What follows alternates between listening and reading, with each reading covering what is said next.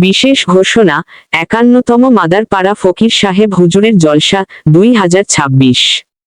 দক্ষিণ ২৪ পরগনার ঢোলার হাট মাদারপাড়ায় প্রতি বছরের ন্যায় এ বছরও ১৮ই ফাল্গুন ৩রা মার্চ ২০২৬ মঙ্গলবার ১৩টা রোজার দিন মঙ্গলবার ফকির সাহেব হুজুরের বার্ষিক জলসা অনুষ্ঠিত হতে চলেছে।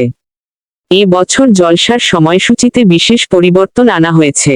রমজান মাসের পবিত্রতা রক্ষার্থে এবং ইফতারের সুবিধার কথা মাথায় রেখে এ বছর জলসা সকাল ১০টা থেকে রাত ৮টা পর্যন্ত চলবে। পবিত্র রমজান মাস উপলক্ষে জলসা কমিটি ভালো সিদ্ধান্ত নিয়েছে। এখানে সমস্ত জনগণের জন্য ইফতারের ব্যবস্থা থাকবে এবং তাবারকের ব্যবস্থা থাকবে। তাই কেউ হতাশ হবেন না। ট্রাফিক ও রাস্তা সংক্রান্ত তথ্য।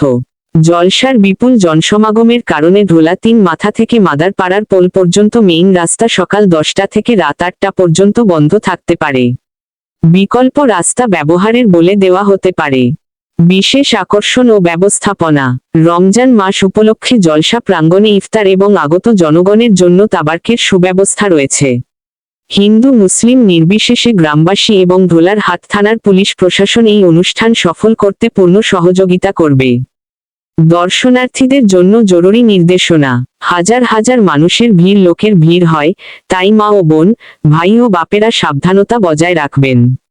প্রচুর মানুষের সমাগমের কারণে মোবাইল টাওয়ার কাজ নাও করতে পারে। অভিভাবকদের অনুরোধ করা হচ্ছে তারা যেন ছোট বাচ্চাদের সবসময় চোখে চোখে রাখেন। যেহেতু পবিত্র রমজান মাস, তাই সকলকে যথাযথ ভদ্রতা ও স্বাধীনতা বজায় রাখার জন্য অনুরোধ করা হচ্ছে।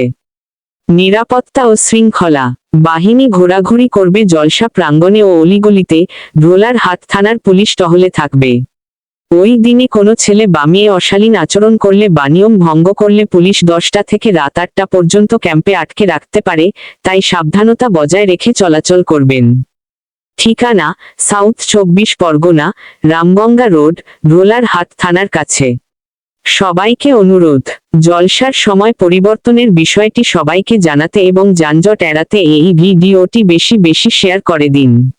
দয়া করে ভিডিওটা কাটবেন না, পুরো দেখবেন। যেহেতু এখানে ফকির সাহেব হুজুরের নাম নেওয়া আছে, হতে পারে তোমার একটা শেয়ারে তোমার কিসমত খুলে যেতে পারে। ওনাদের দোয়া অবশ্যই কাজে লাগবে। ভালোভাবে আসুন, সুস্থভাবে বাড়ি ফিরুন।